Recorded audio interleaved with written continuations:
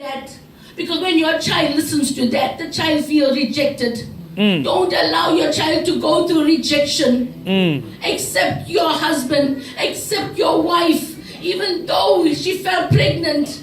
You know what? That is your baby. Just take the baby in your arms and begin to show that baby how much you love the child. Yes. Father, sometimes when you are angry with your wife, you begin to lose temper. You begin to hit your child so badly. You begin to slap your child on his face or her face. And then you want to go and tell your baby, I'm sorry. I'm sorry for what I've done. Last week I had a photo on Prashni's phone. A father and the husband and wife had a little issue. But the father hit his 5-year-old daughter on her face. Pretty looking baby. And the skin was absolutely red. And I said, oh God, why must this be? Don't fathers know how to discipline the children? There's a way to discipline your children. Do not just take them and bash them around. Fathers, do not get angry. Do not be upset so badly that you just want to thrash your children in a way that you want to kill them. Don't kill your children. Let them live. Let them live. Because this is a family that God ordained. When you look at the prodigal son, the father had 2 sons. The 2 sons. And they were busy in the field. They had their own business. But one son comes to the father and he says, Daddy, give me my portion. Give me my inheritance. Imagine your father is alive and you're asking for inheritance. You're waiting for your father to die to ask for your inheritance.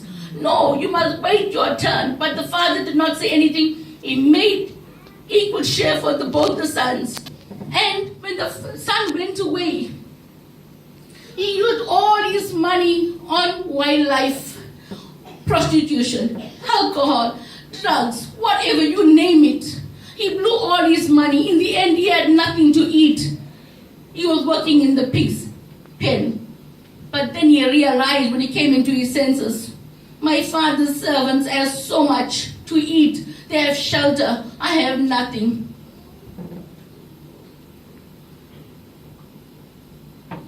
He realized that, you know what, I come to my senses and I have to run back home.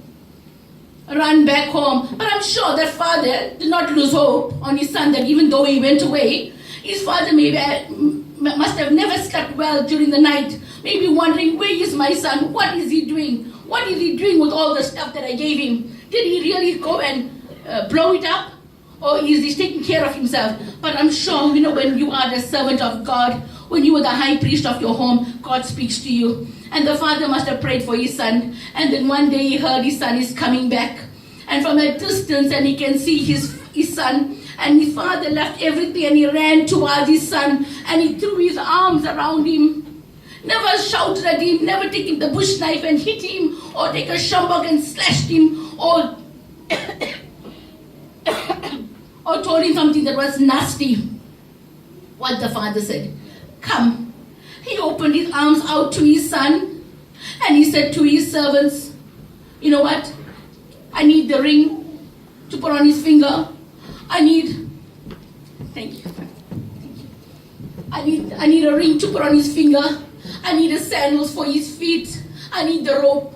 And it's so important when the son came back, and the father was excited. It was time for celebration. It was time for Mary. It was time that, you reconnect again with your son. Even as your son went away, but he came back. Today, fathers, even if you went away from God, I want you to come back to the father heart. Sons, if you went away from your father, I want you to come back to your father. Know that Jesus is the same yesterday, today, and forevermore. And while they were having a celebration at home, the older son was getting a bit upset in the farm, thinking, hey, what is going on at home? Jealousy began to come into his heart.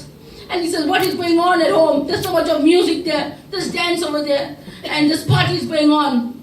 And he was so angry with his father because his father gave his portion to the younger son had his portion. But the big son was so, he did not enjoy whatever he had at the moment by his father. He did not enjoy, he never think for a moment, all this now belongs to me because my brother took his share. Let me enjoy whatever I got here.